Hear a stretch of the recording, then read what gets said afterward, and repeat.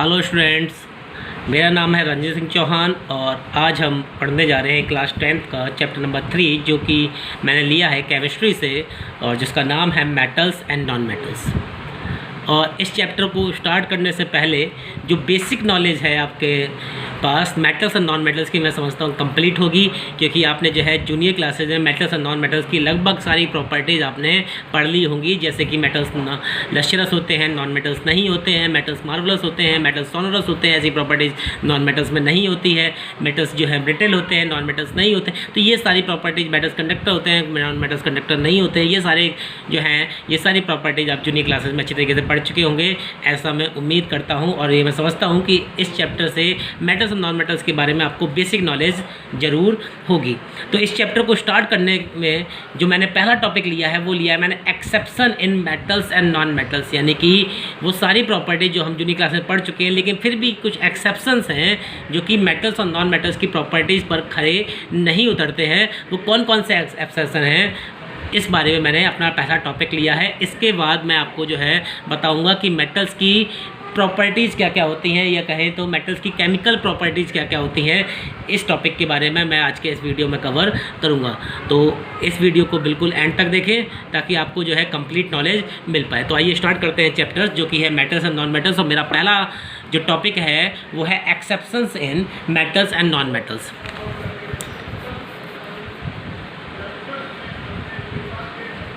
Exceptions in metals and non metals. ठीक है, तो पहला एक्सेप्शन ये है, कंडक्टिविटी को लेकर है। नॉर्मली हम जानते हैं कि all the metals are the good conductors of electricity. जितने भी मेटल्स हैं वो सबके सब गुड कंडक्टर हैं इलेक्ट्रिसिटी की। लेकिन वहीं अगर मैं बात करूं बिस्मथ और लीड की, तो ये जो है पुअर कंडक्टर होते हैं किसके, इलेक्ट्रिसिटी के। तो मैं कह सकता हूं कि सम मेटल्स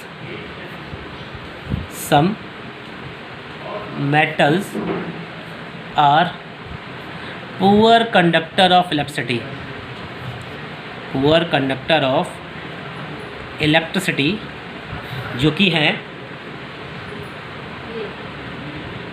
बिस्मथ और लीड। ठीक है, अगर मैं नॉन मेटल्स की बात करूं तो नॉन मेटल जो हैं वो जनरली पुअर कंडक्टर होते हैं, बैड कंडक्टर होते हैं किसके, इलेक्ट्रिसिटी के। लेकिन यहाँ पर भी नॉन मेटल्स में भी एक एक्सेप्शन है।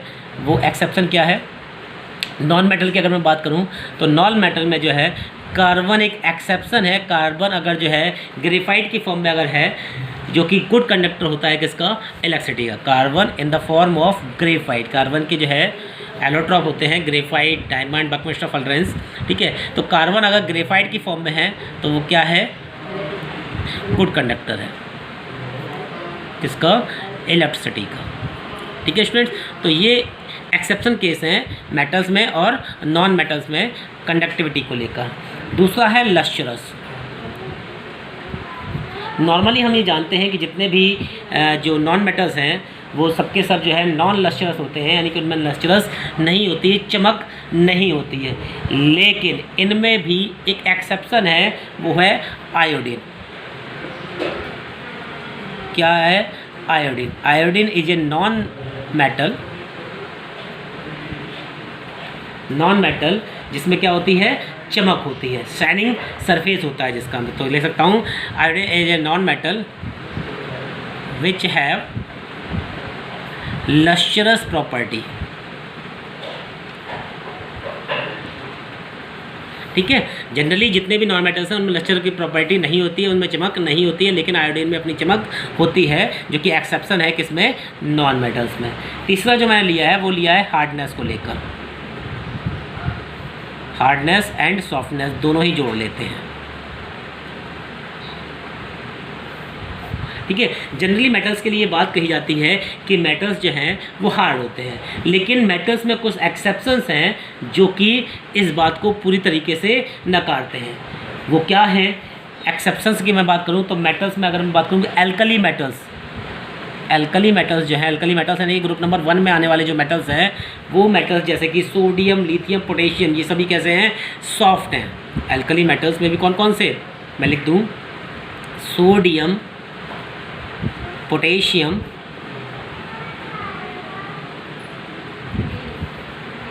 एंड लिथियम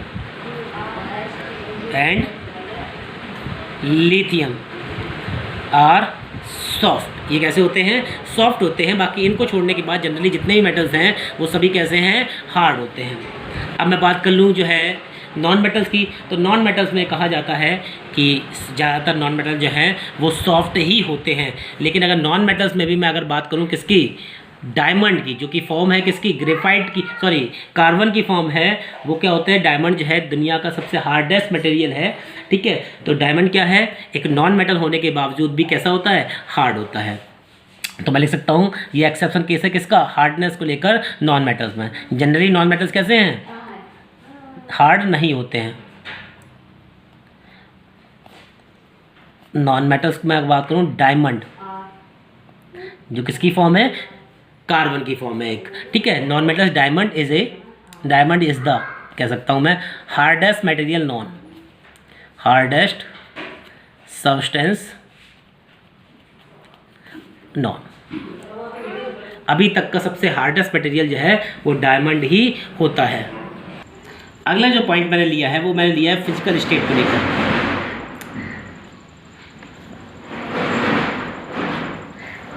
फिजिकल स्टेट की मैं बात करूं तो हमें ये मालूम है कि जनरली जितने भी मेटल्स होते हैं वो सबके सब सॉलिड स्टेट में पाए जाते हैं। किसे पाए जाते हैं, सॉलिड स्टेट में पाए जाते हैं। लेकिन यहाँ पर एक्सेप्शन है क्या, मरकरी। मरकरी जो है रूम टेम्परेचर पर लिक्विड स्टेट में पाया जाता है। तो मैं कह सकता हूँ mercury metal is a liquid at room temperature. बात समझ रहे होंगे स्टूडेंट्स, जितने भी मेटल्स हैं वो जनरली क्या होते हैं, उनकी फिजिकल स्टेट कैसी रहती है, सॉलिड रहती है। किसमें, रूम टेम्परेचर पर। क्यों, क्योंकि उनमें मेटलिक बॉन्ड पाया जाता है जो कि बहुत ज़्यादा स्ट्रॉन्ग बॉन्ड होता है और उसी कारण जो है वो सॉलिड स्टेट में पाए जाते हैं। लेकिन मरकरी जो है रूम टेम्परेचर पर लिक्विड स्टेट पाया जाता है। अब अगर मैं अगला टॉपिक ले रहा हूँ, सॉरी अगला पॉइंट जो ले रहा हूँ वो ले रहा हूँ मेल्टिंग पॉइंट और बॉइलिंग पॉइंट को लेके। मेल्टिंग पॉइंट और बॉइलिंग पॉइंट को लेकर, जैसे कि हम सभी जानते हैं कि जनरली जितने भी मेटल्स हैं उन सभी का जो मेल्टिंग पॉइंट है वो हाई रहता है। ठीक है, लेकिन यहाँ पर कुछ सॉफ्ट मेटल्स भी हैं जो कि एक्सेप्शन में मैं बता चुका हूँ, उनका मेल्टिंग पॉइंट कैसा रहता है, कम रहता है। एग्जाम्पल के तौर पे मैं सोडियम, पोटेशियम, गैलियम, सीजियम, ये सभी मेटल्स क्या हैं, एक्सेप्शंस हैं। क्या हैं, एक्सेप्शंस हैं। तो कह सकता हूँ मैं कौन कौन से मेटल्स हैं, सोडियम, गैलियम एंड सीजियम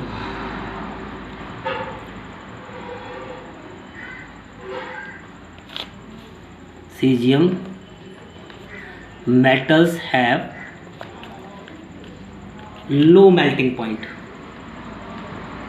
इन सभी का मेल्टिंग पॉइंट कैसा होता है, लो होता है। ठीक है स्टूडेंट्स, ठीक है। तो कौन कौन से मेटल्स हुए हमारे पास, सोडियम है, पोटेशियम है, गैलियम है, इनका मेल्टिंग पॉइंट कैसा रहता है, लो रहता है, जिस प्रकार से नॉन मेटल्स का होता है। ठीक है, और नॉन मेटल्स के लिए बताया जाता है कि जनरली उन सभी नॉन मेटल्स का जो है मेल्टिंग पॉइंट जो है वो कम रहता है। लेकिन अगर मैं बात डायमंड की करूं तो डायमंड में का मेल्टिंग पॉइंट बहुत ज़्यादा हाई होता है। तो मैं लिख सकता हूँ diamond is exception in non metals, exception in non metals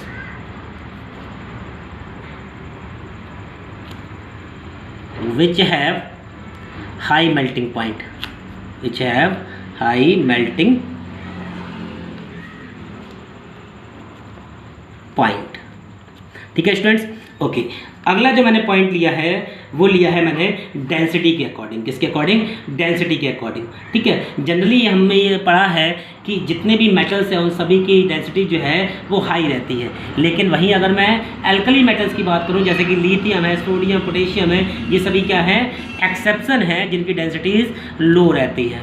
ठीक है, तो पॉइंट लिया है मैंने डेंसिटी के अकॉर्डिंग, और डेंसिटी में एक्सेप्शन क्या है आपका? Alkali metals. Alkali metals are exception, जो कि है सोडियम, पोटेशियम, ठीक है, और लिथियम। ये सभी क्या है? एक्सेप्शन है जिनकी डेंसिटी कम होती है। ठीक है स्टूडेंट्स, तो ये कुछ एक्सेप्शंस थे जो कि मेटल्स और नॉन मेटल्स में पाए जाते हैं, और इन एक्सेप्शन को आप अच्छी तरीके से याद कर लें, क्योंकि इनसे क्वेश्चन जो है मैं समझता हूँ बहुत बार पूछ लिया जाता है और अक्सर स्टूडेंट जो है वो गलत कराते हैं। तो अब मैंने जो नेक्स्ट टॉपिक हमारा वो है केमिकल प्रॉपर्टीज़ ऑफ मेटल्स। क्या टॉपिक हमारे पास? अब हम पढ़ने जा रहे हैं केमिकल प्रॉपर्टीज़ ऑफ मेटल्स। तो हेडिंग बनाएंगे केमिकल प्रॉपर्टीज़ ऑफ मेटल्स। ठीक है स्टूडेंट्स, ओके। तो पहली जो प्रॉपर्टीज है वो है क्या होगा अगर मेटल्स रिएक्शन करें किसके साथ में? ऑक्सीजन के साथ में। तो पहली प्रॉपर्टीज मैंने लिया है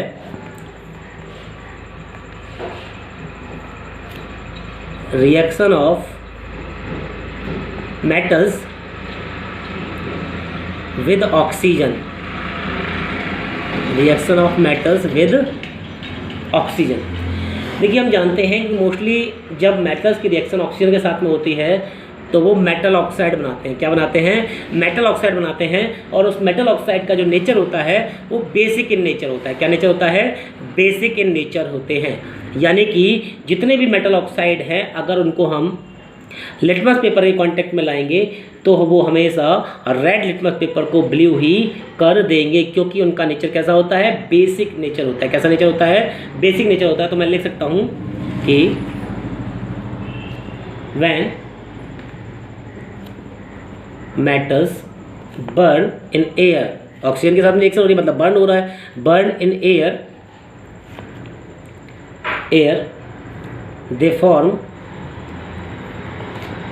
they form metal oxide which is basic in nature। Basic in nature. चलिए एग्जाम्पल ले लेते हैं। तो क्या होगा आपके पास? मेटल के रिएक्शन अगर ऑक्सीजन के साथ में है तो वो क्या बना लेगा? Metal oxide. क्या बनाएगा? मेटल ऑक्साइड बनाएगा। और उसका नेचर कैसा होगा? बेसिक होगा। तो ये एग्जाम्पल लेते हैं इसका। या सपोज कीजिए मैंने सोडियम ले लिया और सोडियम की रिएक्शन मैंने करा दी ऑक्सीजन के साथ में, तो ये बनाएगा जाके Na2O। क्या बनाएगा जाके? Na2O, यानी कि सोडियम ऑक्साइड। क्या बनाएगा? Sodium oxide. इस रिएक्शन को बैलेंस कर लेंगे। यहाँ पर ऑक्सीजन की कमी है, 2 ऑक्सीजन चाहिए थे यहाँ पर सोडियम कमी है, तो यहाँ पर 2 का मल्टीप्लाई और कर देंगे। ठीक है, लेकिन जैसे ही 2 का मल्टीप्लाई यहाँ होगा, सोडियम कितने हो गए? 4 हो गए, तो यहाँ पर हमें 4 का मल्टीप्लाई करना पड़ेगा। ठीक है स्टूडेंट, तो अब जाके ये रिएक्शन कैसी हो गई? बैलेंस हो गई। ठीक है, तो सोडियम रिएक्शन अगर ऑक्सीजन के साथ में करेंगे तो क्या बन जाएगा आपके पास? सोडियम ऑक्साइड बनेगा। ठीक है, पोटेशियम की रिएक्शन अगर ऑक्सीजन के साथ में होगी तो क्या बनाएगा? पोटेशियम ऑक्साइड बना लेगा। क्या बना लेगा? पोटेशियम ऑक्साइड बना लेगा। इसी तरीके से और जितने भी मेटल्स हैं उनकी रिएक्शन अगर ऑक्सीजन के साथ में होगी तो वो हमेशा ऑक्साइड ही बनाएंगे। मोस्टली अगर मैं बात करूँ कि सोडियम और पोटेशियम जो हैं वो बहुत ज़्यादा रिएक्टिव होते हैं, जो कि ऑक्सीजन के साथ में बड़ी जल्दी रिएक्शन कर जाते हैं, वाइगसली रिएक्शन करते हैं और उनमें आग जल्दी लग जाती है। यानी कि एक्सोथर्मिक रिएक्शन होती है। इनमें कैसी रिएक्शन होती है? एक्सोथर्मिक रिएक्शन होती है। कौन कौन से मैंने एलिमेंट बताए? Sodium and potassium. कौन कौन से? सोडियम एंड पोटेशियम जो है वो हाईली रिएक्टिव होते हैं और वो ऑक्सीजन के साथ में जल्दी रिएक्शन कर लेते हैं। इसीलिए सोडियम और पोटेशियम को जो है हमेशा किस में स्टोर किया जाता है? केरोसिन ऑयल में ही स्टोर किया जाता है, ताकि वो जो है मॉइस्चर के साथ में रिएक्शन ना कर लें। ठीक है, तो मैं समझता हूँ कि आप समझ गए होंगे। सोडियम पोटेशियम जो है वो ऑक्सीजन के साथ में वाइग्रसली रिएक्शन करते हैं और एक्सोथर्मिक रिएक्शन होती है, बहुत ज़्यादा हीट निकलती है, इस कारण से जो है उनको हमेशा केरोसिन ऑयल में स्टोर किया जाता है। ठीक है, एक और मेटल है जो कि बहुत ज़्यादा रिएक्टिव होता है सोडियम और पोटेशियम की तरह ही, उसको भी केरोसिन में स्टोर किया जाता है, वो होता है आपका लिथियम। क्या है? लिथियम। ये तीनों मेटल जो हैं वो स्टोर किए जाते हैं किस में? केरोसिन में। हमेशा मिट्टी के तेल में जो है इनको स्टोर करते हैं। ठीक है, क्यों? क्योंकि ये बहुत जल्दी ऑक्सीजन के साथ में रिएक्शन कर जाते हैं। ठीक है स्टूडेंट्स, तो पोटेशियम की भी रिएक्शन देख लेते हैं। अगर मैं पोटेशियम की रिएक्शन कराऊंगा ऑक्सीजन के साथ में तो ये बना लेगा जाके आपके साथ में क्या? ये बनाएगा K2O। क्या बनाएगा? K2O। तो आप देख रहे हैं यहाँ पर ऑक्सीजन 1 है, यहाँ 2 है, 2 का मल्टीप्लाई कर देंगे तो यहाँ पर पोटेशियम कितना जाएगा? 4 जाएगा। ठीक है, तो 4K + O2 रिएक्शन का साइन, ये क्या बनेगा? 2K2O। ठीक है, तो ये बनेगा जाके आपका पोटेशियम ऑक्साइड। ठीक है स्टूडेंट्स, ओके। अब ये मैंने आपको बताया कि इनका नेचर कैसा होता है?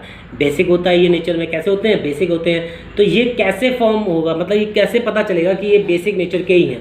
ठीक है, तो सिंपल सी बात है कि अगर ये जो है वाटर में डिज़ोल्व होने के बाद OH आयन देते हैं, यानी कि हाइड्रोक्साइड फॉर्म करते हैं, तो हम ये कह सकते हैं कि ये कैसे हैं? बेसिक नेचर के हैं। ठीक है, तो मैं लिख दूंगा यहाँ पे कि sodium oxide is basic oxide which react with water. Water के साथ में रिएक्शन करने पर क्या बना लेगा? ये एल्कली फॉर्म कर लेंगे, एल्कली फॉर्म कर लेंगे और क्या बन जाएगा? सोडियम हाइड्रोक्साइड बन जाएगा। एग्जाम्पल के तौर पे आप देखें कि Na2O की रिएक्शन किसके साथ में करा दी मैंने? वाटर के साथ में करा दी, तो ये क्या बना लेगा? ये बना लेगा 2NaOH, जो कि आपको ये साबित कर रहा है कि ये किस नेचर का है? बेसिक नेचर का। किस नेचर का है? बेसिक नेचर का है। वाटर मिलने के बाद ये क्या बना लेगा? सोडियम हाइड्रोक्साइड फॉर्म कर लेगा। इसी तरीके से पोटेशियम भी जो है K2O बना था, वाटर के साथ में अगर हम इसको मिक्स कर देंगे तो क्या बन जाएगा? ये बन जाएगा 2KOH, यानी कि पोटेशियम हाइड्रोक्साइड बन जाएगा। ठीक है स्टूडेंट्स, तो ये बात आपको बताती है कि ये क्या है? बेसिक नेचर का है। ठीक है, और ये बात आपको ये भी बताती है कि ये अगर जो है लिटमस पेपर के कॉन्टैक्ट में इसको लाएँ तो हमेशा जो है रेड को कैसा कर देगा? ब्लू कर देगा। ठीक है स्टूडेंट्स, ओके। अब और रिएक्शन देख लेते हैं कि अगर मैं मैग्नीशियम की रिएक्शन अगर ऑक्सीजन के साथ में कराते हैं तो क्या होता है। ठीक है, ये सारी रिएक्शन किस में थी? रूम टेम्परेचर पे थी। ये सारी रिएक्शन किस में थी? रूम टेम्परेचर पे थी। यहाँ पर बात अगर मैं मैग्नीशियम की करता हूँ तो मैग्नीशियम मेटल जो है, ध्यान रखें स्टूडेंट, मैग्नीशियम मेटल जो है रूम टेम्परेचर पे ऑक्सीजन के साथ में रिएक्शन करता ही नहीं है। तो हम कह सकते हैं magnesium metal does not react with oxygen at room temperature. Magnesium metal जो है वो रूम टेम्परेचर पर ऑक्सीजन के साथ में रिएक्शन करता ही नहीं है। लेकिन होता क्या है?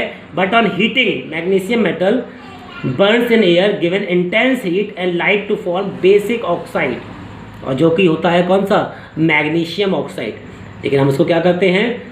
मैग्नीशियम को क्या कर लें? अगर हम उसको रब करें, ठीक है, हीट करें तो क्या ऑक्सीजन के साथ में तो क्या बना लेगा? मैग्नीशियम ऑक्साइड बना लेगा। ठीक है, जो कि रूम टेम्परेचर पर नहीं बनता है। ठीक है, तो आप हमेशा ध्यान रखें कि मैग्नीशियम रूम टेम्परेचर पर रिएक्शन नहीं करता ऑक्सीजन के साथ में, ये हमेशा क्या है? उसको हीट करने पर, क्या करने पर? हीट करने। तो रिएक्शन मैं लिख दूंगा, लेकिन इन दोनों को हीट करने की जरूरत नहीं पड़ती। किसको? सोडियम को, लिथियम को, पोटेशियम को, इनको हीट करने की जरूरत नहीं पड़ती है। तो मैग्नीशियम प्लस ऑक्सीजन हमने इसको हीट किया, हीट करने के बाद क्या बन जाएगा? MgO बना लेगा। इस रिएक्शन को बैलेंस कर लेंगे स्टूडेंट। ठीक है, तो ये बना लेगा MgO। ठीक है, इसी तरीके से अगर इसको हम वाटर में भी डिजोल्व करेंगे तो क्या बना लेगा? मैग्नीशियम हाइड्रोक्साइड बना लेगा। क्या बनाएगा? मैग्नीशियम हाइड्रोक्साइड बना लेगा। ठीक है, नेक्स्ट प्रॉपर्टी की ओर चलते हैं हम लोग। ठीक है, जो कि है कि क्या हो अगर मेटल की रिएक्शन हो वाटर के साथ में। क्या हो? मेटल की रिएक्शन करा दें अगर हम वाटर के साथ में तो क्या बन जाएगा? अगली जो केमिकल प्रॉपर्टी ली है मैंने वो है क्या हो अगर मेटल की रिएक्शन हो वाटर के साथ में। What happens when metals react with water. तो हेडिंग बना लेता हूँ मैं, reaction of metals with water. ठीक है स्टूडेंट्स, ओके। ये हमारे पास क्या हो अगर मेटल्स की रिएक्शन हो वाटर के साथ में। लेकिन इस टॉपिक को पढ़ने से पहले आपको एक सीरीज़ याद करनी है जो कि आपके लिए बहुत ज़्यादा इम्पॉर्टेंट रोल प्ले करेगी, और वो सीरीज़ है रिएक्टिविटी सीरीज़। कौन सी है? Reactivity series. क्योंकि आपको ये जानना बहुत ज़रूरी है कि जो मेटल जितना ज़्यादा रिएक्टिव होता है वो उतनी ही जल्दी रिएक्शन करता है, चाहे फिर वो वाटर के साथ में हो, चाहे फिर वो ऑक्सीजन के साथ में हो, या किसी के भी साथ में रिएक्शन अगर होगी तो रिएक्टिव मेटल जो है वो जल्दी रिएक्शन कर जाएंगे। तो वो रिएक्टिविटी आपको याद करनी बहुत ज़रूरी है, कौन सा मेटल कौन जितनी जल्दी रिएक्शन कर रहा है वो उतनी जल्दी रिएक्टिव हो, वो उतना ही ज़्यादा रिएक्टिव है स्टूडेंट्स। तो कौन सा मेटल ज़्यादा रिएक्टिव है उसके लिए एक सिंपल सी ट्रिक है, वो आपको याद कर लेनी है। वो क्या है कि केदारनाथ का माली आलू जरा फीके से पकाता है। ये आपको ट्रिक याद रखनी है, केदारनाथ का माली आलू जरा फीके से पकाता है। तो केदारनाथ का मैंने ले लिया के, क्या हो गया के यानी कि पोटेशियम, नाथ का ले लिया ना यानी कि Na यानी कि सोडियम, का मतलब Ca कैल्शियम, माली से मैंने लिया है Mg, ठीक है, आलू है Al, जरा मतलब Zn जिंक, फीके मतलब आयरन Fe, से मतलब टिन Sn, और पकाता मतलब Pb यानी कि लीड, और है मतलब हाइड्रोजन। अब इस हाइड्रोजन के बाद जितने भी मेटल्स आएंगे जैसे कि कॉपर है और आपका मरकरी है, सिल्वर है, गोल्ड है, ये सभी क्या है, ये बिल्कुल लीस्ट रिएक्टिव है। कैसे हैं? लीस्ट रिएक्टिव यानी कि बहुत ही कम रिएक्शन करते हैं आपके, ठीक है। और जितने ज़्यादा ऊपर रहेंगे ये उतने ही ज़्यादा हाईली और रिएक्टिव होते हैं, ठीक है। यानी कि ऊपर जो है वो हाईली रिएक्टिव है और नीचे की तरफ आऊँगा तो मैं डिक्रीजिंग ऑर्डर है, ये क्या है, decreasing order, decreasing order of reactivity. और ये मेटल्स बहुत ज़्यादा ही लीस्ट रिएक्टिव है। सबसे ज़्यादा रिएक्शन जो है पोटेशियम, फिर सोडियम, फिर कैल्शियम, फिर मैग्नीशियम, फिर एल्यूमिनियम, फिर जिंक, फिर आयरन, फिर टिन, फिर लीड और फिर हाइड्रोजन, ठीक है। तो हाइड्रोजन से ऊपर जितने भी हैं वो रिएक्टिव हैं और सबसे ऊपर जो है वो आपका हाईली रिएक्टिव है। तो इसी तरीके से आप चलेंगे, ठीक है। तो reaction of metals with water देखना है। एक चीज़ बता दूं मैं आपको, जो जितना ज़्यादा रिएक्टिव होगा तो वो आपका नॉर्मली कोल्ड वाटर के साथ में भी रिएक्शन कर जाएगा। क्या होगा? कोल्ड वाटर के साथ में भी रिएक्शन कर जाएगा अगर मेटल्स हाईली रिएक्टिव होगा। लेकिन अगर जो लीस्ट रिएक्टिव होगा या कहते हो कि लेस रिएक्टिव होगा तो वो कोल्ड वाटर के साथ में रिएक्शन नहीं करेगा। उस वाटर को क्या करना पड़ेगा? हॉट करना पड़ेगा, स्टीम में कन्वर्ट करना पड़ेगा, तब जाके वो रिएक्शन हो पाएगी। तो चलिए आइए देखते हैं जनरली होता क्या है कि अगर मेटल की रिएक्शन वाटर के साथ में हो रही है तो वो क्या बनाएगा? मेटल हाइड्रोक्साइड बनाएगा। क्या बनाएगा? मेटल हाइड्रोक्साइड या फिर मेटल ऑक्साइड और हाइड्रोजन गैस इवॉल्व होगी। जनरली बात हो रही है यहाँ पर स्टूडेंट क्या कि अगर मेटल्स रिएक्शन कर रहा है वाटर के साथ में, when metals react with water तो क्या बनाएंगे? To form metal hydroxide. क्या बनेगा? मेटल हाइड्रोक्साइड बन सकता है और मेटल ऑक्साइड भी बन सकती है। मैं अभी बताऊंगा किस में हाइड्रोक्साइड बनेगा, किस में ऑक्साइड बनेगा। मेटल ऑक्साइड बन सकती है and hydrogen gas,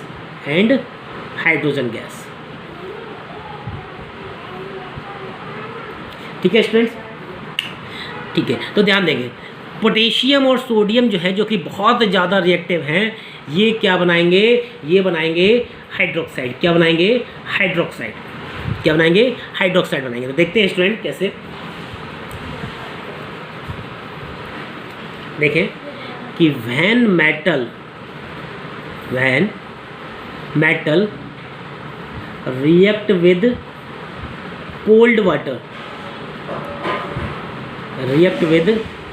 cold water और हॉट वाटर, चलिए दोनों ही मान लेते हैं।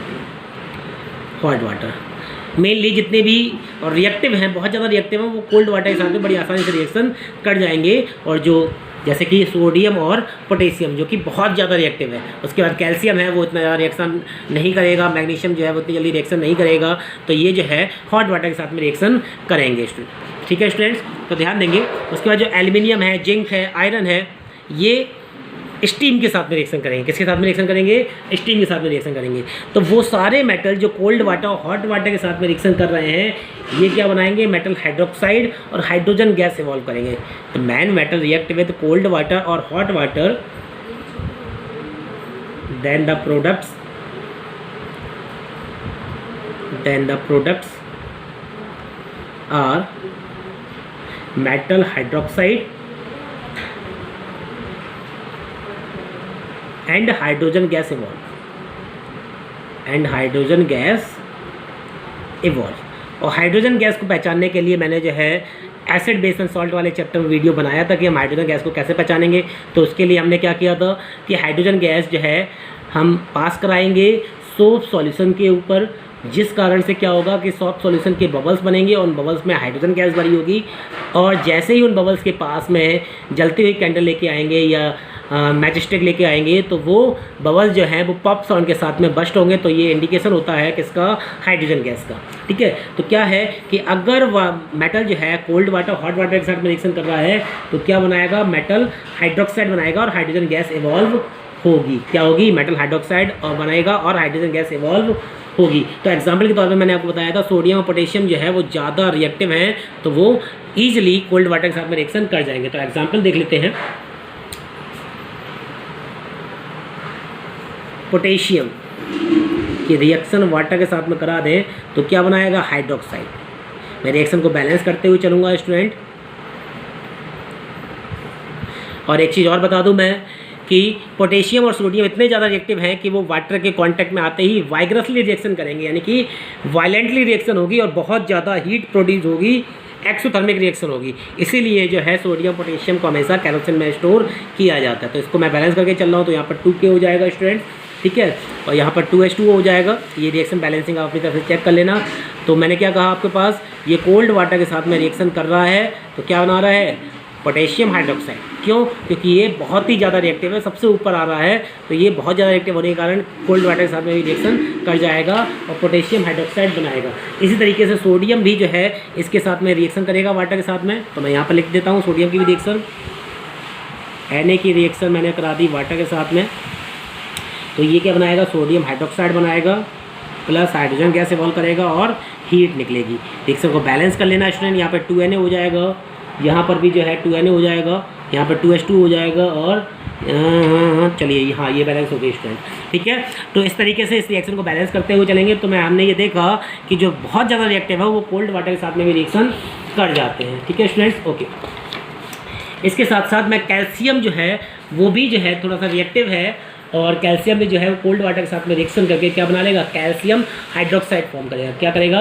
कैल्शियम हाइड्रोक्साइड फॉर्म करेगा। मैग्नीशियम भी जो है थोड़ा सा रिएक्टिव है, तो वो हॉट वाटर के साथ में रिएक्शन करके क्या बना लेगा? मैग्नीशियम हाइड्रोक्साइड बना लेगा। क्या बना लेगा? Magnesium hydroxide. तो मैं लिख दे रहा हूँ, कैल्शियम वाटर के साथ में रिएक्शन करके क्या बनाएगा? और कौन सा वाटर होगा? ये कोल्ड वाटर के साथ में रिएक्शन कर जाएगा। किसके साथ में?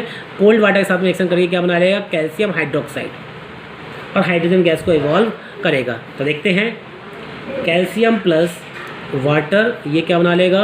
Calcium hydroxide. क्या बना लेगा? कैल्शियम हाइड्रोक्साइड और हाइड्रोजन गैस इवॉल्व होगी यहाँ पर, ठीक है। तो ये हो गया आपके पास। रिएक्शन देख लेना स्टूडेंट्स, रिएक्शन बैलेंस है कि नहीं है। थोड़ा सा यहाँ पर जो है बैलेंसिंग में, क्योंकि हाइड्रोजन यहाँ पर 2 है, यहाँ 2 है, तो यहाँ पर जो है 4 हाइड्रोजन होने ही चाहिए, ठीक है। अब ये रिएक्शन जाके बैलेंस हो चुकी है। मैग्नीशियम की बात करूँ तो मैग्नीशियम जो है वो कोल्ड वाटर के साथ में रिएक्शन नहीं करता। तो मैं लिख देता हूँ, magnesium do not react with cold water. जब ये कोल्ड वाटर के साथ में रिएक्शन नहीं कर रहा है तो ये हॉट वाटर के साथ में करेगा, और हॉट वाटर के साथ में भी करेगा तो क्या बनाएगा? क्या बनाएगा स्टूडेंट्स? ये बनाएगा मैग्नीशियम हाइड्रोक्साइड। क्या बनाएगा? Magnesium hydroxide. तो मैं लिख देता हूँ, मैग्नीशियम प्लस 2H2 को बैलेंस करके चल रहा हूँ मैं यहाँ पे, MgOH का whole twice plus hydrogen gas. अब एक चीज़ और देखिए स्टूडेंट्स, अगर आपको मैग्नीशियम को बहुत जल्दी रिएक्शन करानी है वाटर के साथ में, अगर आपको मैग्नीशियम को जल्दी रिएक्शन करानी है किसके साथ में? वाटर के साथ में, तो हमेशा क्या करें? स्टीम की फॉर्म में वाटर को अगर लेकर आएंगे तो मैग्नीशियम जो है वो जल्दी रिएक्शन कर जाएगा, और जब स्टीम की फॉर्म में आएगा तो वो क्या बनाएगा? हाइड्रोक्साइड नहीं बनाएगा, वहाँ पर बनेगा क्या? ऑक्साइड फॉर्म होगा। तो इसको भी लिख लेते हैं पहले, ठीक है, कि ऑक्साइड कब बन रहा है। तो मैं लिखता हूँ कि when metal when metal reacts with steam then the products formed are metal oxide. क्या बनाएगा वो? मेटल ऑक्साइड बनाएगा जब मेटल की रिएक्शन किसके साथ में हो रही है? स्टीम के साथ में। और स्टीम के साथ में रिएक्शन मेटल की उन मेटल के साथ में होगी जो कि बहुत हाई रिएक्टिव नहीं होते। वो रिएक्टिविटी सीरीज मैंने आपको बता दी है, उसको जरूर याद कर लें स्टूडेंट्स, ताकि आपको रिएक्शन करने में आसानी हो। तो मेटल ऑक्साइड बनाएगा, ठीक है, और क्या निकलेगी? हाइड्रोजन गैस फॉर्म होगी, एंड हाइड्रोजन गैस। ठीक है स्टूडेंट्स, चलिए एग्जाम्पल कर लेते हैं। जैसे कि वही मैंने आपको बताया कि मैग्नीशियम हॉट वाटर के साथ में इतनी जल्दी रिएक्शन नहीं करेगा जितनी जल्दी जो है वो स्टीम के साथ में रिएक्शन कर जाएगा, और स्टीम के साथ में रिएक्शन करेगा तो वहाँ पर ऑक्साइड फॉर्म होगी। तो मैं लिख देता हूँ यहाँ पर, मैग्नीशियम है जो कि सॉलिड की फॉर्म में है, वाटर जो लिया गया है वो गैस यानी कि स्टीम की फॉर्म में है, और यहाँ बनेगा जाके MgO यानी कि मैग्नीशियम ऑक्साइड, और बनेगा क्या? Hydrogen gas. और जो ये मैग्नीशियम ऑक्साइड बन रहा है ये किस नेचर का होगा? बेसिक नेचर का होगा। कैसे नेचर का होगा? बेसिक नेचर का होगा। अभी हम थोड़ी देर पहले रिएक्शन में पढ़ चुके हैं कि अगर मेटल रिएक्शन ऑक्सीजन के साथ में हो रही है, उससे बनने वाला रिएक्शन जो मेटल ऑक्साइड है वो कैसा होगा? बेसिक नेचर का होगा। तो ये मैग्नीशियम ऑक्साइड में किस नेचर का होगा? बेसिक ऑक्साइड नेचर का होगा। ठीक है स्टूडेंट्स, ओके। अब एक चीज़ और मैंने आपको बताया, कुछ और एग्जाम्पल ले लेते हैं इसी के। तो एल्युमिनियम ले लेता हूँ, क्योंकि जो है एल्युमिनियम क्या है? लेस रिएक्टिव कैटेगरी में आता है। आप देख रहे हैं मैग्नीशियम के बाद एल्युमिनियम है, जिंक है, आयरन है, टिन है, ये सभी क्या हैं? लेस रिएक्टिव हैं। तो चलिए एल्युमिनियम का भी एग्जांपल ले लेते हैं स्टूडेंट्स। एल्युमिनियम के साथ मैंने रिएक्शन करा दी किसकी? स्टीम की।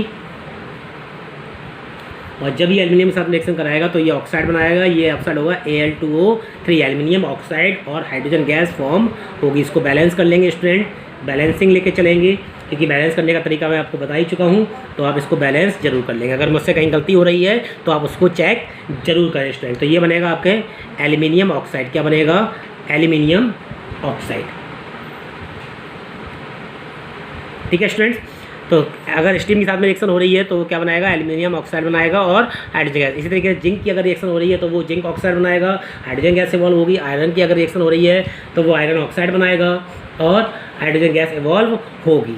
ठीक है, इसके बाद हाइड्रोजन के बाद जो है जितने भी मेटल्स बच जाते हैं, जैसे कि आपका जो है लीड है, कॉपर है, सिल्वर है, गोल्ड है, ये वाटर के साथ में रिएक्शन नहीं करते हैं। तो मैं लिख देता हूँ इस बात को भी। मेटल्स जो हैं, जैसे कि metals like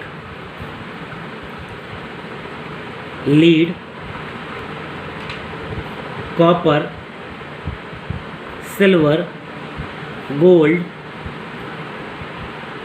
do not react with water, do not react with water। और ये सारे मेटल इतने ज़्यादा लेस रिएक्टिव होते हैं कि इवन ये स्टीम के भी साथ में रिएक्शन नहीं करते हैं। ये मैं कह सकता हूँ कि वाटर की जो स्टीम फॉर्म है उसके साथ में भी इनकी रिएक्शन नहीं होते हैं, ये रिएक्शन लेस रहते हैं वाटर के साथ में। ठीक है स्टूडेंट्स, ये बात समझ में आ गई होगी कि मेटल जो हैं जैसे कि लीड है, कॉपर है, सिल्वर है, गोल्ड है, ये स्टीम के भी साथ में रिएक्शन नहीं करते हैं। ठीक है, अगली प्रॉपर्टीज़ में लेके चलता हूँ।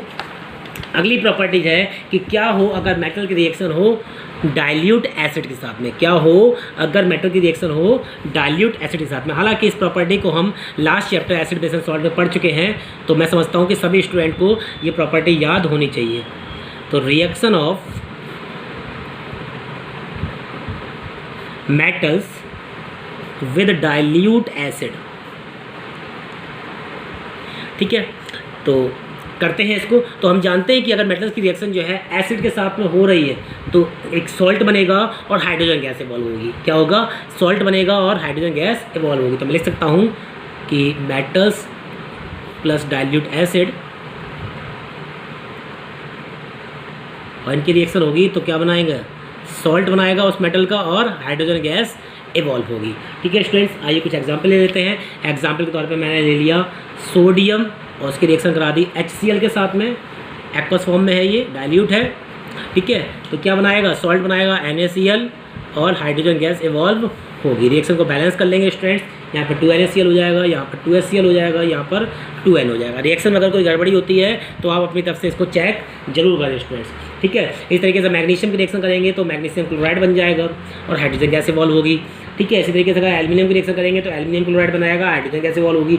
जिंक के साथ में रिएक्शन करेंगे तो वो जिंक क्लोराइड बनाएगा, हाइड्रोजन गैस इवॉल्व होगी। ठीक है स्टूडेंट, आयरन के साथ में करेंगे तो वो आयरन क्लोराइड बनाएगा और हाइड्रोजन गैस इवॉल्व होगी। लेकिन फिर से जो हम लीस्ट रिएक्टिव मेटल्स की कैटेगरी में आ जाते हैं, जैसे कि कॉपर है, तो कॉपर की रिएक्शन जो है एसिड के साथ में नहीं होती है। स्टूडेंट जरूर ध्यान रखें इस बात को कि कॉपर की रिएक्शन जो है एसिड के साथ में नहीं होती। तो मैं लिख देता हूँ नोट में कि copper do not react with acid, do not react with acid, क्योंकि ये बहुत ज़्यादा लेस रिएक्टिव होता है, रिएक्ट विद एसिड। ठीक है, बाकी जितने ही मेटल्स हैं एसिड के साथ में रिएक्शन करेंगे, लेकिन कॉपर एसिड के साथ में रिएक्शन नहीं करेगा। ठीक है स्टूडेंट्स, ओके।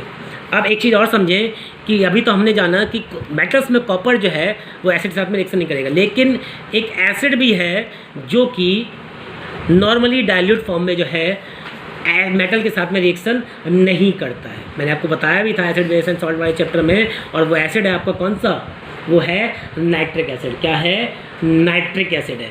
कौन सा एसिड है, नाइट्रिक एसिड है, जो कि नॉर्मल फॉर्म डाइल्यूट फॉर्म में जो है वो मेटल के साथ में रिएक्शन नहीं करता है। क्यों, क्योंकि वो बहुत ज़्यादा बड़ा ऑक्सीडाइजिंग एजेंट होता है और हाइड्रोजन गैस ना निकाल के वो वाटर फॉर्म कर लेता है। लेकिन अगर उसको बहुत ज़्यादा डाइल्यूट कर दिया जाए, क्या कर दिया है, बहुत ज़्यादा डाइल्यूट कर दिया है, तो वो दो मेटल के साथ में रिएक्शन कर सकता है, जैसे कि है मैग्नीज और मैग्नीशियम। क्या है, अगर नाइट्रिक एसिड को बहुत ज़्यादा डाइल्यूट कर दिया जाए तो वो दो मेटल के साथ में रिएक्शन कर सकता है, मैग्नीज और मैग्नीशियम, और इन दोनों के साथ में रिएक्शन करने के बाद वो क्या बनाता है, मैग्नीशियम के साथ में मैग्नीशियम नाइट्रेट बनाता है, मैग्नीज के साथ में मैग्नीज नाइट्रेट बनाता है और हाइड्रोजन गैस इवॉल्व करता है। लेकिन कंडीशन कौन सी रहेगी स्टूडेंट्स, कंडीशन वही रहेगी कि नाइट्रिक एसिड बहुत बहुत बहुत ज़्यादा डाइल्यूट होना चाहिए। मैं कह सकता हूँ कि वाटर अगर मैं लूँ और नाइट्रिक एसिड अगर मैं लूँ, तो नाइट्रिक एसिड जो है अगर मैं 2 ग्राम ले रहा हूँ तो उसमें जो है 98 ग्राम मैं क्या ले सकता हूँ, वाटर ले सकता हूँ। यानी वाटर मैक्सिमम क्वांटिटी में होना चाहिए, वाटर जो है मैक्सिमम क्वांटिटी में होना चाहिए। ज़्यादा से भी ज़्यादा कह सकता हूँ 1 या 2 ग्राम जो है, अगर नाइट्रिक एसिड है तो उसमें 98 ग्राम क्या ले लिया है, वाटर ले लिया है, तो ये हमारा जो है बहुत बहुत बहुत ज़्यादा डाइल्यूट कंडीशन कहलाएगी। उस कंडीशन में क्या होगी, हाइड्रोजन गैस फॉर्म हो सकती है। क्यों, क्योंकि उस कंडीशन पर नाइट्रिक एसिड का जो ऑक्सीडाइजिंग एजेंट का जो नेचर है वो बहुत ज़्यादा डिक्रीज़ हो जाएगा। तो एग्जाम्पल मैं लिख भी देता हूँ इसको, मैग्नीशियम की रिएक्शन अगर नाइट्रिक एसिड के साथ में हो रही है, मैं यहाँ लिख देता हूँ वेरी वेरी डाइल्यूट। किस कंडीशन है, बहुत ज़्यादा डाइल्यूट स्थिति में, वरना नाइट्रिक एसिड जो है मेटल के साथ में हाइड्रोजन गैस इवॉल्व नहीं करता है। ये थोड़ा एक्सेप्शन में आता है स्टूडेंट, ठीक है, इस बात का ध्यान रखेंगे। लेकिन वेरी वेरी डाइल्यूट अगर कर दिया जाए तो ये बना लेगा मैग्नीशियम नाइट्रेट। क्या बना लेगा, मैग्नीशियम नाइट्रेट बना लेगा और हाइड्रोजन गैस इवॉल्व करेगा। इसी तरीके से मैग्नीज की अगर रिएक्शन हो रही है, ठीक है, मैं रिएक्शन बैलेंस करके चल रहा हूँ, वो भी क्या है, वेरी वेरी डाइल्यूट अगर स्थिति में है तो ये क्या बना लेगा, मैग्नीज नाइट्रेट बना लेगा और हाइड्रोजन गैस इवॉल्व करेगा। बाकी जितने भी जो एसिड हैं वो मेटल के साथ में आसानी से रिएक्शन करते हैं और सॉल्ट वाटर बनाते हैं, केवल नाइट्रिक एसिड को छोड़कर। और मेटल्स में कॉपर जो है वो एसिड के साथ में रिएक्शन नहीं करता है स्टूडेंट, ठीक है, इस बात का ध्यान रखेंगे और आप बड़ी आसानी से इसको सॉल्व कर पाएंगे। अब देखिए अब क्या हो अगर मेटल्स की रिएक्शन करा दी जाए सॉल्ट सॉल्यूशन के साथ में, क्या है कि मेटल्स की रिएक्शन हो किसके साथ में, सॉल्ट सॉल्यूशन के साथ में। तो अगली प्रॉपर्टीज मेरी वही है कि reaction of metals with salt solution. ठीक है स्टूडेंट्स, अब देखिए सॉल्ट सॉल्यूशन भी वो किसी ना किसी मेटल का होगा, ठीक है, सॉल्ट सॉल्यूशन किसका लेना है, किसी ना किसी मेटल सॉल्यूशन का लेना, मेटल का लेना है। तो रिएक्टिविटी सीरीज जो मैंने आप बताई आपको, इस कंडीशन में क्या होगा, हमेशा हायर रिएक्टिव मेटल जो है वो लेस रिएक्टिव मेटल को डिस्प्लेस करके उसकी जगह ले लेता है। यानी कि यहाँ पर डिस्प्लेसमेंट रिएक्शन होगी। क्या होगी, डिस्प्लेसमेंट रिएक्शन। एग्जाम्पल के तौर पर मैं यहाँ पर लिख सकता हूँ कि सपोज कीजिए मैंने ले लिया सॉल्ट सॉल्यूशन ले लिया, सॉल्ट सॉल्यूशन ले लिया और उसकी रिएक्शन मैंने मेटल के साथ में करा दी, किसके साथ में करा दी, मेटल के साथ में करा दी। और सपोज कीजिए मैंने मेटल जो लिया है वो ए है और सॉल्ट सॉल्यूशन जो लिया है वो मैंने बी ले लिया है, और मेटल ए है वो इस सॉल्ट सॉल्यूशन बी से ज़्यादा रिएक्टिव मेटल है। यानी कि इस सॉल्ट सॉल्यूशन में जो मेटल इस्तेमाल हो रही है उसके कंपैरिजन में ये मेटल ज़्यादा रिएक्टिव है।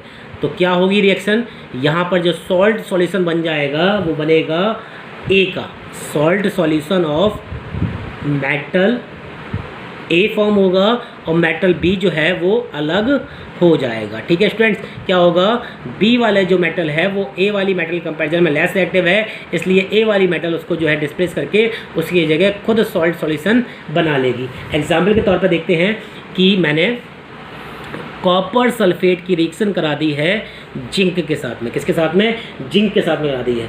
अब अगर मैं रिएक्टिविटी सीरीज को अगर मुझे याद है तो मैं जानता हूँ कि कॉपर से जिंक जो है वो ऊपर आता है, यानी कि जिंक जो है वो कॉपर से ज़्यादा रिएक्टिव होता है। तो मैंने अभी आपको बताया कि हायर रिएक्टिव मेटल जो है वो लेस रिएक्टिव मेटल को अलग कर देगी और उसकी जगह खुद सॉल्ट सॉल्यूशन फॉर्म कर लेगी। तो ये सॉल्ट सॉल्यूशन बन जाएगा ZnSO4 और कॉपर यहाँ से अलग हो जाएगी। ठीक है स्टूडेंट्स, तो यहाँ पर जिंक सॉल्यूशन जो बनेगा जाके आपके पास, मैंने कुछ कलर फॉर्मेशन का लिए कई भी मैंने तरीके आपको बताए थे कि किस तरीके से आप जो है सॉल्यूशन में कलर पता कर सकते हैं। तो वहाँ पर मैंने आपको ट्रिक भी बताई थी। अगर किसी को कोई डाउट हो तो मेरे चैनल पर जाके उस कलर कॉम्बिनेशन वाली वीडियो को आप देख सकते हैं और उससे आप पता लगा सकते हैं कि किस तरीके का सॉल्ट का कलर यहाँ पर फॉर्म होगा। तो यहाँ पर आप देखेंगे कि जिंक सल्फेट जो है वो कलरलेस होगा और कॉपर जो है वो रेड ब्राउन, जो कि हम सभी जानते हैं रेड ब्राउन होता है। और कॉपर सल्फेट का जो कलर होता है वो होता है ब्लू सॉल्यूशन। कैसा होता है? ब्लू, क्योंकि खुद का कॉपर का कलर कैसा होता है? ब्लू होता है और सल्फेट कलरलेस होता है। ये मैंने ट्रिक आपको अपनी वीडियो में बताई है। अगर किसी को कोई डाउट हो तो मेरे चैनल पर जाके वो वीडियो देख सकता है। तो इसका कलर कैसा रहेगा? ये ब्लू कलर का रहेगा। ठीक है, और जिंक जो है वो सिल्वरी वाइट होता है। चलिए एक दो एग्जाम्पल और देख लेते हैं इसके। अब देखिए मैं रिएक्शन कराऊंगा किसकी? सिल्वर मेटल की कॉपर सल्फेट सॉल्यूशन के साथ में। किसके साथ में? कॉपर सल्फेट के साथ में। ध्यान रहे किसकी रिएक्शन हो रही है? रिएक्शन हो रही है सिल्वर यानी कि Ag की किसके साथ में? कॉपर सल्फेट सॉल्यूशन के साथ में। अब देखिए क्या रिएक्शन यहाँ पर होगी, ध्यान देंगे क्या रिएक्शन यहाँ पर होगी। इसके लिए मैंने आपको बताया था रिएक्टिविटी वाला जो है वो आपको बहुत इंपॉर्टेंट है, वो उसको आप ज़रूर याद कर लें। तो रिएक्टिविटी वाला मैं आपको फिर से दिखाना चाहूँगा। तो आप देखेंगे कि कॉपर और सिल्वर की कंपैरिजन अगर की जाए तो कॉपर ऊपर आ रहा है, सिल्वर नीचे आ रहा है। तो हम ये देख रहे हैं कि कॉपर जब ऊपर आ रहा है तो हाईली रिएक्टिव होगा सिल्वर की कंपैरिजन में। और यहाँ पर रिएक्शन किसके साथ में कराई जा रही है? यहाँ पर रिएक्शन हो रही है सिल्वर की कॉपर सल्फेट के साथ में। तो कॉपर जो है ज़्यादा रिएक्टिव है कंपैरिजन टू सिल्वर। तो क्या सिल्वर इस कॉपर को डिस्प्लेस कर पाएगी? नहीं कर पाएगी, यानी कि इसमें रिएक्शन नहीं होगी, यानी कि नो रिएक्शन रहेगा। यानी कि सिल्वर जो है कॉपर सल्फेट में से कॉपर को डिस्प्लेस नहीं कर पाएगा, नो रिएक्शन रहेगी। ठीक है, इस तरीके से एक एग्जांपल और ले लेता हूँ कि अगर कॉपर सल्फेट की रिएक्शन किसके साथ में? आयरन के साथ में करा दूँ। किसके साथ में? कॉपर सल्फेट की रिएक्शन आयरन के साथ में करा दूँ। तो हम जानते हैं कि कॉपर के कंपैरिजन में आयरन तो बहुत ज़्यादा रिएक्टिव है, तो आयरन जो है वो कॉपर को डिस्प्लेस कर देगा और क्या बना लेगा? FeSO4 बना लेगा, यानी कि फेरस सल्फेट बना लेगा और कॉपर यहाँ से डिस्प्लेस हो जाएगा। ठीक है, कॉपर सल्फेट की अगर मैं कलर की बात करूँ तो ये ब्लू सॉल्यूशन होता है, आयरन जो है ये ग्रे कलर का होता है और ये जो बनेगा जाके फेरस सल्फेट ये बनेगा जाके ग्रीनिश सॉल्यूशन। ये कैसा बनेगा? ग्रीनिश सॉल्यूशन बनेगा, क्योंकि फेरस जो है Fe2 पॉजिटिव उसका कलर मैंने आपको बताया था रहता है क्या? ग्रीन। और सल्फेट का जो है वो नो कलर रहता है, यानी कि कलरलेस रहते हैं। तो ये सॉल्यूशन बनेगा आपका ग्रीनिश सॉल्यूशन बन जाएगा। कैसा? ग्रीनिश। और ये रहेगा आपका रेड ब्राउन। देखिए कलर ज़रूर आपको पता होना चाहिए, क्योंकि जो है कलर कॉम्बिनेशन आपसे ज़रूर पूछ लिए जाते हैं एग्ज़ाम में। तो कलर आप ज़रूर याद करें, जिसके लिए आपको मेरी वीडियो देखनी पड़ेगी। आप मेरी वीडियो जो है मेरे चैनल पर जाके सर्च कर सकते हैं। ठीक है, जिससे कि आपको कलर बड़ी आसानी से याद हो जाएंगे। तो इस तरीके से हम देख रहे हैं कि हायर रिएक्टिव मेटल जो है वो लेस रिएक्टिव मेटल को डिस्प्लेस कर रहा है और उसी का सॉल्ट फॉर्म हो जा रहा है जो हायर रिएक्टिव होगा। चलिए अगली प्रॉपर्टी देखते हैं। क्या हो अगर मेटल की रिएक्शन कर दी जाए किसके साथ में? क्लोरीन के साथ में। किसके साथ में? क्लोरीन के साथ में। तो लिख देता हूँ मैं, अब रिएक्शन हो रही है reaction of metals with chlorine, reaction of metals with chlorine. ठीक है स्टूडेंट्स, ओके। क्लोरीन के साथ में रिएक्शन हो रही है। देखिए क्लोरीन के साथ में मेटल की रिएक्शन हो रही है तो ये बनाएंगे आयनिक क्लोराइड। क्या बनाएंगे? आयनिक क्लोराइड। क्यों बनाएंगे समझिए आप। ये है मेटल, ठीक है, जिसके और सभी मेटल के पास अपने लास्ट सेल में इलेक्ट्रॉन्स की संख्या ज़्यादा होती है। ये कह सकते हैं क्योंकि पास एक्स्ट्रा इलेक्ट्रॉन्स होते हैं अपनी ऑक्टेट कंप्लीट होने के बाद भी। और क्लोरीन जो कि नॉन मेटल है, इसके पास जो है इलेक्ट्रॉन की कमी होती है। तो इसके पास इलेक्ट्रॉन ज़्यादा है, इसके पास इलेक्ट्रॉन की कमी है, तो ये वाला जो है इलेक्ट्रॉन यहाँ पर आ जाएगा। और जब इलेक्ट्रॉन जो है मेटल से जंप करके जो है नॉन मेटल में जा रहे हैं, उस समय जो है आयोनिक बॉन्ड बनता है। और यहाँ पर क्योंकि क्लोरीन आ रहा है तो वो बनाएंगे आयोनिक क्लोराइड। क्या बनाएंगे? Ionic chloride. और बीच में बनने वाला बॉन्ड जो होगा वो आयोनिक बॉन्ड होगा। तो मेटल्स और क्लोरीन के बीच में जो रिएक्शन हो रही है वो कैसे क्लोराइड बनाएंगे? आयोनिक क्लोराइड बनाएंगे। ये मैंने आपको बता दिया है, ठीक है। अब आयोनिक क्लोराइड जितने भी हैं, क्या कहे ये कहूँ कि मेटल क्लोराइड जितने भी हैं वो क्या है? यूजुअली सॉलिड होते हैं। कैसे होते हैं? सॉलिड होते हैं। इलेक्ट्रिसिटी कंडक्ट कर सकते हैं सॉल्यूशन स्टेट में। किस स्टेट में? सॉल्यूशन स्टेट में इलेक्ट्रिसिटी को कंडक्ट कर सकते हैं, ध्यान रहे स्टूडेंट्स। और सॉलिड होते हैं जिस कारण से इनका मेल्टिंग पॉइंट जो है और बॉइलिंग पॉइंट जो है बहुत ही ज़्यादा हाई होता है। ध्यान रहे स्टूडेंट, समझे इस बात को। क्यों हाई होता है? क्योंकि ये आयोनिक क्लोराइड है। मेटल्स जो है इलेक्ट्रॉन जंप करके जो है नॉन मेटल्स की तरफ जा रहा है, तो ये क्या बनाएंगे? ये बनाएंगे आयोनिक क्लोराइड, जिस कारण से इनका जो है हाई मेल्टिंग और बॉइलिंग पॉइंट होता है। और ये जितने भी मेटल क्लोराइड हैं वो जनरली नॉन वॉलेटाइल होते हैं। कैसे हैं? नॉन वॉलेटाइल होते हैं। इस बात का ध्यान रखेंगे। तो मैंने आपको कुछ बातें बताई हैं क्या, कि मेटल्स और क्लोरीन की रिएक्शन होगी तो आयोनिक क्लोराइड बनाएगा। दूसरी बात, मेटल्स क्लोराइड जितने भी होते हैं वो सॉलिड होते हैं। सॉल्यूशन की स्टेट में वो इलेक्ट्रिसिटी कंडक्ट करते हैं, इलेक्ट्रोलाइट कहलाते हैं।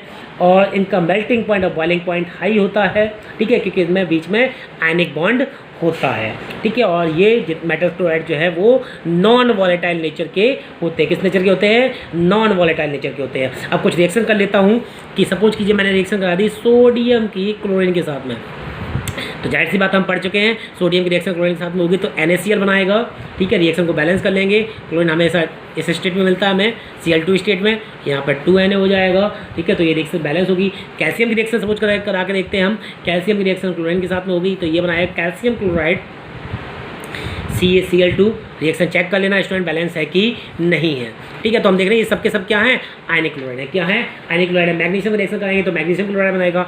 एल्यूमिनियम क्लोराइड की रिएक्शन कराएंगे क्लोरीन के साथ में तो एल्यूमिनियम क्लोराइड। इस तरीके से आयरन की कराएंगे तो आयरन क्लोराइड बन जाएगा, ठीक है। तो ये क्या बनाएंगे? जो मेटल्स रिएक्शन कर रहा है क्लोरीन के साथ में तो वो आयनिक क्लोराइड बनाएगा ही बनाएगा, ठीक है। नेक्स्ट प्रॉपर्टी की ओर चलते हैं हम। नेक्स्ट प्रॉपर्टी हो कि क्या हो अगर मेटल्स रिएक्शन करें हाइड्रोजन के साथ में। तो हेडिंग बनाता हूँ मैं, reaction of metals with hydrogen. Metals with hydrogen, ठीक है स्टूडेंट्स। रिएक्शन हो रही है मेटल्स की किसके साथ में? हाइड्रोजन के साथ में। देखिए एक चीज़ मैं आपको बता दूं कि मोस्ट ऑफ द मेटल्स जो हैं वो हाइड्रोजन के साथ में। तो क्या हो अगर मेटल्स की रिएक्शन हो हाइड्रोजन के साथ में? तो इसमें सबसे इम्पॉर्टेंट बात आपको ये याद रखनी है कि मोस्ट ऑफ द मेटल्स जो हैं वो हाइड्रोजन के साथ में रिएक्शन करते ही नहीं है। केवल कुछ गिनती के ही मेटल्स हैं वो जो हाइड्रोजन के साथ में रिएक्शन करके हाइड्राइड फॉर्म करते हैं। बात समझिए students, most of the metals जो हैं वो हाइड्रोजन के साथ में रिएक्शन करते ही नहीं है। केवल कुछ ही मेटल्स हैं जो हाइड्रोजन के साथ में रिएक्शन करते हैं। अब उसके पीछे का लॉजिक क्या है, उसके पीछे का क्या कारण है कि केवल कुछ ही मेटल जो है वो हाइड्रोजन के साथ में रिएक्शन करते हैं? तो बात समझिए स्टूडेंट्स, हाइड्रोजन जो है वो दूसरे एलिमेंट के साथ में कंपाउंड जो है दो स्टेट में बनाता है। पहला, या तो वो खुद इलेक्ट्रॉन को डोनेट करता है, ठीक है, या फिर वो दूसरे एलिमेंट के साथ में इलेक्ट्रॉन को शेयर करता है। बात समझेंगे स्टूडेंट, या तो वो दूसरे एलिमेंट के साथ में इलेक्ट्रॉन को शेयर करता है तो जाकर वो क्या बना लेता है? वो बनाता है क्या? कंपाउंड बनाता है। एग्जाम्पल के तौर पर अगर मैं बात करूं तो हाइड्रोजन था, ऑक्सीजन थी, ठीक है, हाइड्रोजन।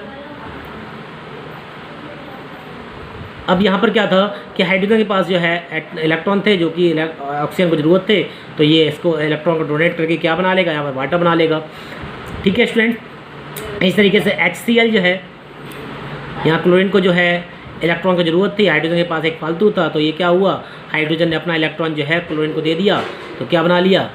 क्लोरीन से बना लिया उसने कंपाउंड बना लिया। और क्लोरीन के पास का जो खुद लेकर जो है आपस में शेयरिंग करके कंपाउंड बना लिया, ठीक है। अब बात समझे स्टूडेंट्स, इलेक्ट्रॉन दे रहा है, इलेक्ट्रॉन को शेयर कर रहा है, लेकिन इलेक्ट्रॉन ले नहीं रहा है। अभी यहाँ पर क्या है, इलेक्ट्रॉन ले नहीं रहा है, ठीक है। लेकिन कुछ एलिमेंट ऐसे हैं जो कि इतने फोर्सफुली हैं जो कि इसको फोर्सफुली इलेक्ट्रॉन डोनेट कर देते हैं। यानी कि हाइड्रोजन जो है, हाइड्रोजन एटम जो है, मैंने आपको बताया कि does not accept the electrons given by metals.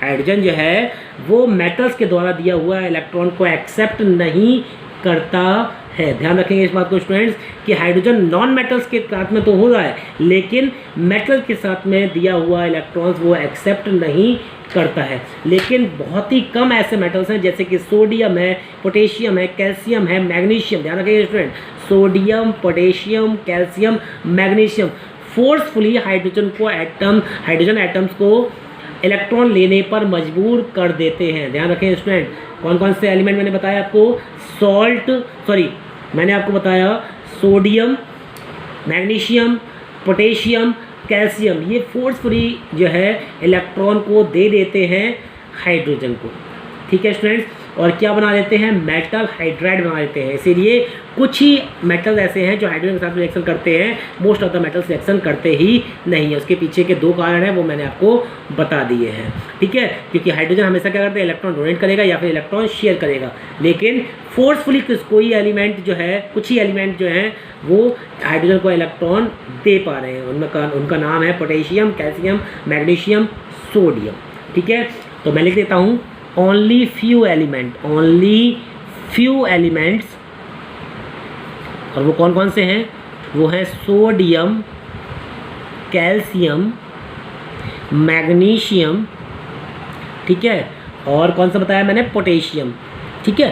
Sodium यानी कि Na, कैल्शियम यानी कि Ca, मैग्नीशियम Mg और पोटेशियम K, ठीक है। ये मेटल जो है हाइड्रोजन के साथ में रिएक्शन करके क्या बना लेते हैं, they form metal hydride, they form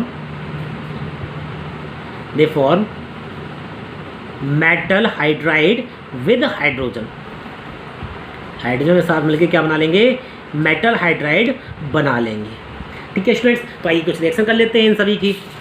अगर मैं रिएक्शन करवा दूं किसकी, ध्यान देंगे स्टूडेंट्स, अगर मैं रिएक्शन करवा दूं सोडियम की रिएक्शन करवा दूं हाइड्रोजन के साथ में, तो ये बना लेगा NaH। क्या बना लेगा, सोडियम हाइड्राइड। रिएक्शन को बैलेंस कर लेंगे, हाइड्रोजन 2 हैं यहाँ पर, यहाँ पे 2 करने पड़ेंगे, तो यहाँ पर भी 2 का मल्टीप्लाई कर देंगे, ठीक है। तो ये क्या होगा, ये आयोनिक हाइड्राइड होगा, ठीक है स्टूडेंट्स। ये कैसा हाइड्राइड होगा, आयोनिक हाइड्राइड में बीच में जो है आयोनिक बॉन्ड होगा, आयोनिक हाइड्राइड, ठीक है स्टूडेंट्स। और कैल्शियम के साथ में करा के देख लीजिए, कैल्शियम के साथ में हाइड्रोजन कराई तो ये बना लेगा कैल्शियम हाइड्राइड CaH2, ठीक है स्टूडेंट्स। ये भी क्या होगा, ये भी आयोनिक हाइड्राइड होगा। एग्जाम्पल के तौर पे आप देख सकते हैं आयोनिक कैसे होगा, कैल्शियम अपने 2 आयंस, 2 इलेक्ट्रॉन जो है डोनेट वाला, और जो है हाइड्रोजन वाला ये रहा जो कि 2 इलेक्ट्रॉन लेगा तो 2H आयन यहाँ हो जाएगा, तो ये क्या हो गया आपके पास, आयोनिक हाइड्राइड हो गया, ठीक है। तो ये कुछ प्रॉपर्टीज़ थी किसकी, मेटल्स की केमिकल प्रॉपर्टीज़ हमने आज जानी, ठीक है। अपने नेक्स्ट वीडियो में मैं आपको नॉन मेटल्स की भी केमिकल प्रॉपर्टीज़ के बारे में बताऊंगा। आज की वीडियो में इतना ही। अगर आपको वीडियो समझ में आया हो, अच्छा लगा हो, तो शेयर कर देना, सब्सक्राइब कर देना, ठीक है। तब तक के लिए thank you and have a nice day.